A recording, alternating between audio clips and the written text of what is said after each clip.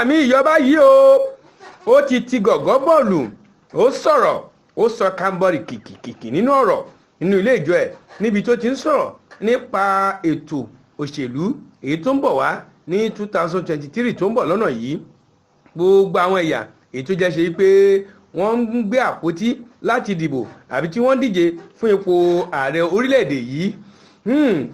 Oladele Genesis nígbà tó máa wí ó pé ṣé ẹrẹ́ mi ní tèmi èmi ní tèmi àti gbogbo ohun tó sọ àti àwọn ọ̀rọ̀ ọ̀hún gẹ́gẹ́ bí ó ti ṣe pé ọmọ Ìgbò kan jáde nínú àgbájọ ó pé ta ló fẹ́ dìbò fún ìyẹn sì gbé Lámúrin lòun dìbò fún.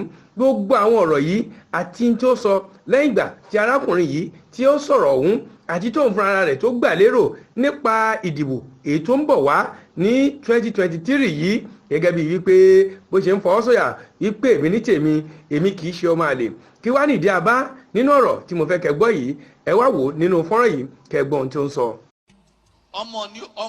ọmọ ẹni ò kì í ṣèdí bẹ̀bẹ̀ rẹ̀ ká fi sídìí ẹlòmíì ṣáà kì í ṣe ọmọ Yorùbá mọ́ ni tí Ìgbò bá dúró tira wọn máa dúró tira wọn pa ni. Táwùsá bá dúró tira wọn máa dúró tira wọn pa ni. Bí o tiẹ̀ mọ̀ ṣe ẹ tiẹ̀ fún ní chance yẹn wò. Give him the chance to do. Come. I've been using Yoruba, you are confused. I want to preach. Who are you voting for? Who you want to vote for?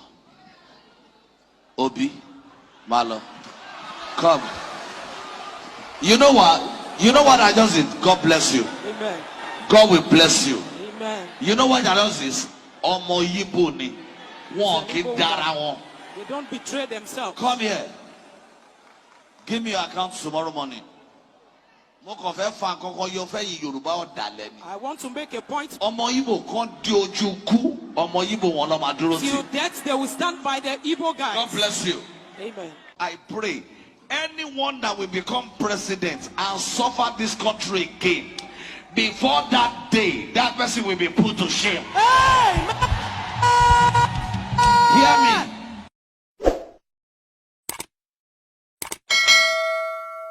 Sorry, I don't care if I'm controversial this week. I cannot be a Yoruba boy and vote for Igbo boy. I vote for Tinubu. I support Tinubu. You like it or not, I don't care. You know me, I am not afraid. You know why? Because if I see another Yoruba person I will support, that is the only Yoruba person I am seeing. Hear me, journalists, if you want to write, write. If you want to attack me, attack me. I am not a bastard. I cannot be a Yoruba boy and go and vote for Igbo. I'm not afraid.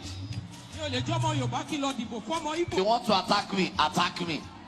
I am not a bastard. I cannot be a Yoruba boy and go and vote for Igbo. I'm not afraid. I don't care. I'm not afraid. I have not eaten from Tinubu money. I'm not asking him for money. And I will never ask him for money. I don't need his help. God is my helper. But I am a prophet. If you are one of the youths they are bribing, or some people they are gathering together, working on internet, listen. When he was not planning to become president, he was not moving from one church to another. Now he has started moving from one church to another.